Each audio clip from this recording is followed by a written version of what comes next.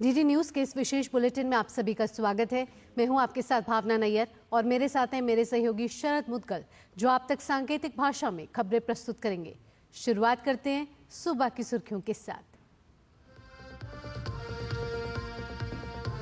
प्रधानमंत्री नरेंद्र मोदी मॉरिशस की सफल यात्रा के बाद स्वदेश लौटे। दोनों देशों के बीच 8 समझौते पर हुए हस्ताक्षर। ग्लोबल साउथ के विकास के लिए पीएम मोदी ने रखा महासागर दृष्टिकोण।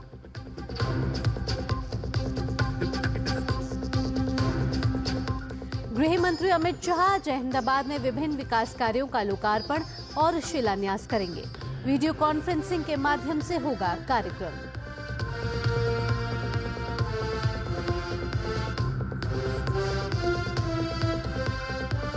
बांग्लादेश में राजनीतिक तनाव के बीच आज से 16 मार्च तक संयुक्त राष्ट्र महासचिव का दौरा।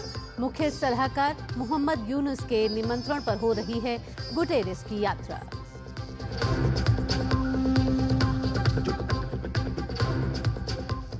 बलूच लिबरेशन आर्मी के साथ करीब 30 घंटे चला पाकिस्तानी सेना का संघर्ष खत्म।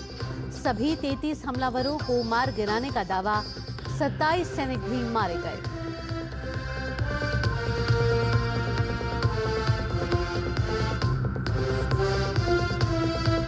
और विश्व पैरा एथलेटिक्स ग्रां प्री में भारत का शानदार प्रदर्शन। जैवलिन थ्रो में जीते 3 स्वर्ण पदक।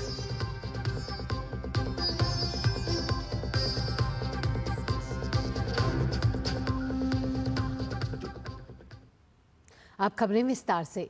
प्रधानमंत्री नरेंद्र मोदी मॉरिशस के 2 दिवसीय सफल दौरे के बाद देर रात नई दिल्ली आ गए। प्रधानमंत्री के इस ऐतिहासिक दौरे पर दोनों देशों के बीच 8 महत्वपूर्ण समझौतों पर हस्ताक्षर किए गए। इनमें स्थानीय मुद्रा निपटान प्रणाली, ऋण सुविधा समझौता, सूक्ष्म, लघु और मध्यम उद्योग के क्षेत्र में सहयोग, वित्तीय अपराधों से निपटना, राजनयिकों और सरकारी अधिकारियों का प्रशिक्षण और सामुदायिक सहयोग शामिल हैं। इस दौरे पर प्रधानमंत्री मोदी ने ग्लोबल साउथ के विकास के लिए अपना महासागर दृष्टिकोण रखा। मॉरिशस की सरकार ने प्रधानमंत्री मोदी को देश के सर्वोच्च नागरिक सम्मान grand commander of the order of the star end of the Indian ocean से सम्मानित किया। प्रधानमंत्री मोदी मॉरिशस के राष्ट्रीय दिवस पर मुख्य अतिथि के रूप में शामिल हुए।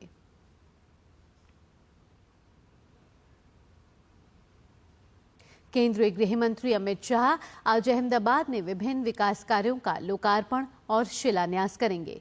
अमित शाह वीडियो कॉन्फ्रेंसिंग के माध्यम से इन विकास योजनाओं का लोकार्पण और शिलान्यास करेंगे।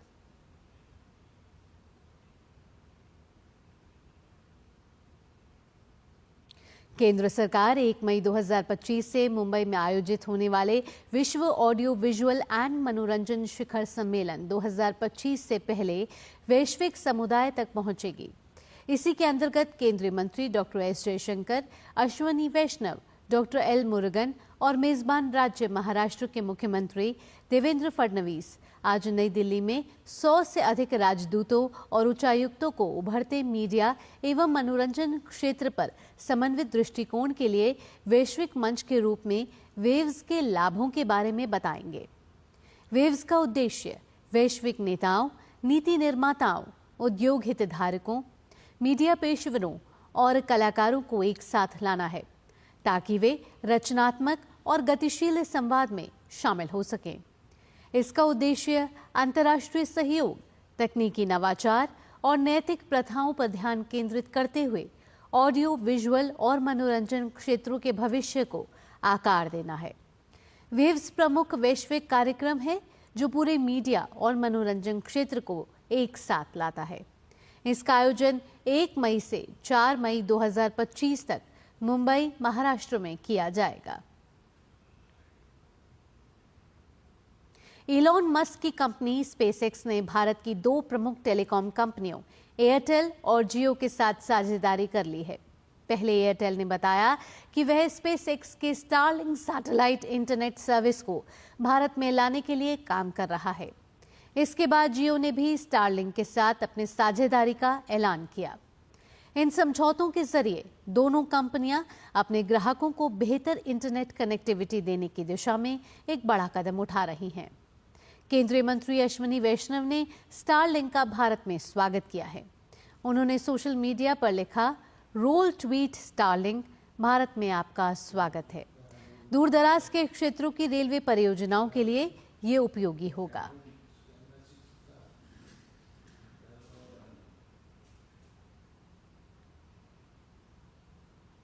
हरियाणा के नगर निकाय चुनावों में भाजपा के बम्पर जीत मिली है।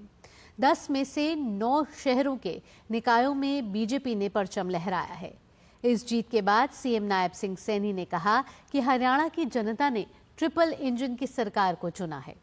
हरियाणा में बीजेपी जीत का जश्न मना रही है तो कांग्रेस हार के कारण खोजने में लगी हुई है।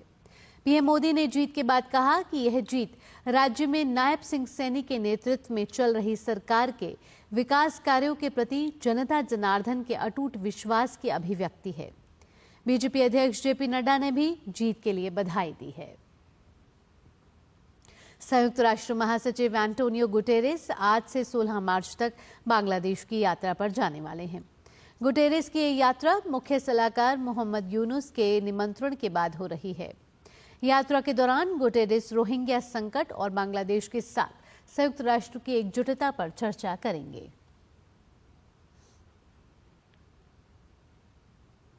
बलूचिस्तान में जाफर एक्सप्रेस पर हुए आतंकी हमले के खिलाफ पाकिस्तानी सेना का 30 घंटे लंबा ऑपरेशन खत्म हो गया। पाकिस्तानी सेना ने एक बयान जारी कर इस घटना की जानकारी दी है। इस अभियान में 33 अलगाववादी समेत 21 बंधक मारे गए हैं। एक सैन्य अधिकारी ने एएफपी को बताया कि ऑपरेशन के दौरान 346 बंधकों को मुक्त कर दिया गया और 30 से अधिक अलगाववादी मारे गए।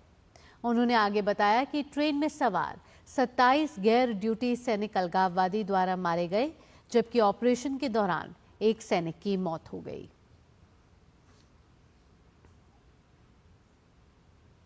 रूस के राष्ट्रपति व्लादिमीर पुतिन ने कुर्स्क क्षेत्र में रूसी सैनिकों द्वारा इस्तेमाल किए जाने वाले नियंत्रण केंद्र का दौरा किया। गौरतलब है कि रूस के इस सैन्य कुर्स्क के कुछ हिस्सों को यूक्रेनी सेना द्वारा कब्जा किया गया है। पुतिन ने रूसी बलों को जल्द से जल्द यूक्रेनी सैनिकों से इस क्षेत्र को पूरी तरह से मुक्त कराने के निर्देश दिए।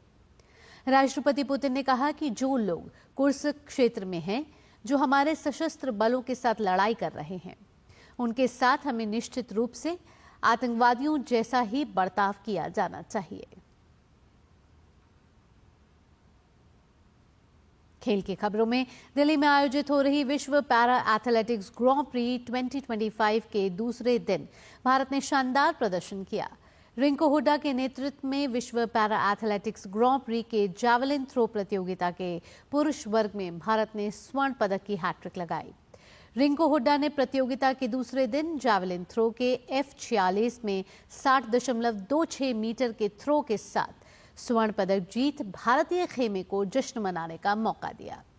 पुरुषों की javelin throw F12, F37, F42, F43 संयुक्त श्रेणी में पुष्पेंद्र सिंह ने 57.57 मीटर के साथ स्वर्ण पदक, रितेंद्र ने F40 और F41 श्रेणी में 30.33 मीटर की थ्रो के साथ भारत के लिए स्वर्ण पदक जीता।